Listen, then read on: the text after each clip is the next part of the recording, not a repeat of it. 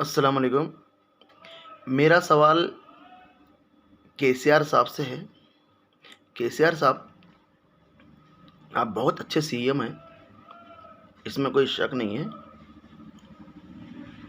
अल्हम्दुलिल्लाह, गंगा जमुना तहज़ीब जिस तरीके से आप बोलते हो, उसी तरीके से लेके चलते हैं, इसमें भी कोई शक नहीं है।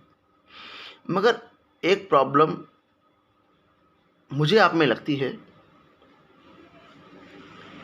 केसीआर साहब, जितनी भी सॉफ्टवेयर हों दो, इंजीनियर्स हों दो, जो भी वगैरह वगैरह कंपनियां हों दो, बड़ी बड़ी इंटरनेशनल कंपनी, वो सारे कंपनियां ओल्ड सिटी के बाहर क्यों हैं?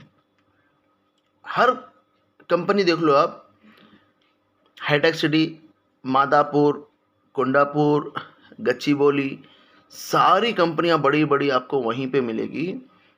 ओल्ड सिटी में क्यों नहीं है? ये बहुत बड़ी, देखो, जो मैं बात बोल रहा हूँ वो बहुत बड़ी बात है लोगों के लिए। ओल्ड सिटी में वो बड़ी बड़ी कंपनी अभी तक, अपने तेलंगाना का सबसे पुराना स्टेट हैदराबाद है, ओल्ड सिटी है। मगर ओल्ड सिटी के बाद उसके आजू बाजू या गच्चीबोली, हाईटेक सिटी, मादापुर, कोंडापुर, जिस तरीके से सिटी जो बनी है 15-20 साल में, आज वो सिटियाँ इतनी डेवलप हो गई है। और हमारी ओल्ड सिटी हैदराबाद की 1000 साल पुरानी सिटी है, वो अभी तक डेवलप नहीं है। वहाँ पे कोई भी ऐसी कंपनी नहीं आई है जो आना चाहिए था। केसीआर साहब, मैं आपसे ये पूछना चाह रहा हूँ, ओल्ड सिटी के लोग इतने काबिल नहीं हैं जो बड़ी बड़ी कंपनियों में सॉफ्टवेयर इंजीनियर्स उसमें काम कर सके?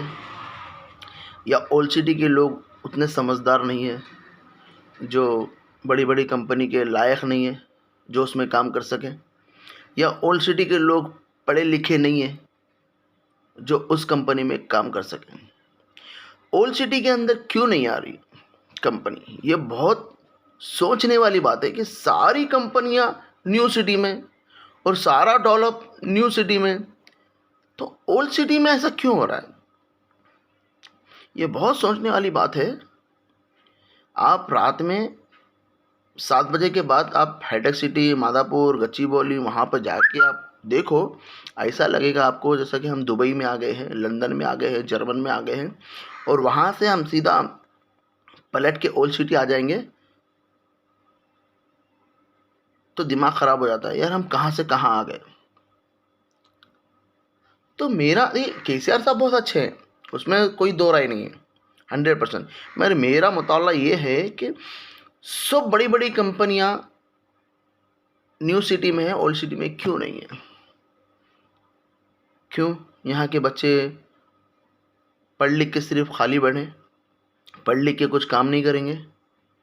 यहाँ के बच्चे पढ़ लिख के ऑटो चला रहे हैं, यहाँ के बच्चे पढ़ लिख के बाहर जाके 20-25 हज़ार की नौकरी कर रहे हैं, यहाँ के बच्चे पढ़ लिख के अपने घर के चबूतरों पे बैठ रहे हैं, यहाँ के बच्चे पढ़ लिख के रोडों पे, बंडियों पे बिजनेस कर रहे हैं, यहाँ के बच्चे पढ़ लिख के हैदराबाद ओल्ड सिटी के अंदर चूड़ियों की दुकान में, चप्पल की दुकान में, शेरवानी की दुकान में, पता नहीं वगैरह वगैरह 10-10 हज़ार, 15-15 हज़ार की नौकरी में काम कर रहे हैं।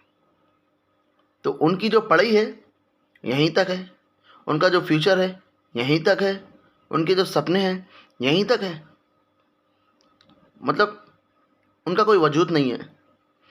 और जब वोटिंग का टाइम पे आता है तो हर पार्टी चिल्ला चिल्ला के बोलती है, पेटों में मुंडिया डाल डाल के ओल्ड सिटी में आके है ना वोट मांगते हैं, भीख मांगते हैं कि हमें कामयाब करो। जब आप अपनी वोटिंग के लिए भीख मांगते हैं, पेटों में मुंडिया डालते हैं कि हमको कामयाब करो, तो उसी तरीके से आपको भी सोचना चाहिए कि ये ओल्ड सिटी वालों को आपको कामयाब करना है। बहुत बड़ी बात है सोचने वालों के ऊपर, क्योंकि ओल्ड सिटी के अंदर बता रहा हूँ मैं, 80-85% पढ़े लिखे बच्चे 15 से 20 हज़ार बहुत हो गए, उससे ज़्यादा कमा रहे नहीं। उनका सपना वो 3 में ही है, उससे ज़्यादा वो लोग बढ़ेंगे नहीं, उससे ज़्यादा वो लोग कमाएंगे नहीं। कैसे है साहब, 10 साल आपके पूरे हो चुके हैं। इंशाल्लाह आने वाला इलेक्शन भी आप ही जीतेंगे, 100% मुझे मालूम है। मगर आने वाले 5 साल में कुछ हैदराबाद ओल्ड सिटी के बच्चों के लिए कुछ करिए। देखिए, अपने घर के लिए सब कुछ करते हर कोई, मगर जब दूसरों की बारी आती है ना, पिछड़ जाते हैं। मगर दूसरों के लिए सोचने वाला है ना, वो बहुत बड़ा इंसान होता है। तो अल्लाह ने आपको इतने बड़े मुकाम पे बिठाया है, आप पूरे तेलंगाना के राजा हैं, आप पूरे तेलंगाना को चलाने वाले हैं। तो आपके लिए कोई बड़ी बात नहीं है ओल्ड सिटी के अंदर 10-15 कंपनियां, इंजीनियर, सॉफ्टवेयर, बड़ी बड़ी जो कंपनियां इंटरनेशनल लाने के लिए। और यहाँ के तकरीबन कम से कम आप 10-12 कंपनियां ओल्ड सिटी के अतराफ में आप डाल दोगे, तो मैं समझता हूँ जितने पढ़े लिखे बच्चे हैं, उनके माँ बाप जो सोच के उन लोग को पढ़ाए लिखाए, उनकी मेहनत ज़ाया न जाएगी। बस इंशाल्लाह आपसे बहुत ही उम्मीद है। खुदा हाफिज़।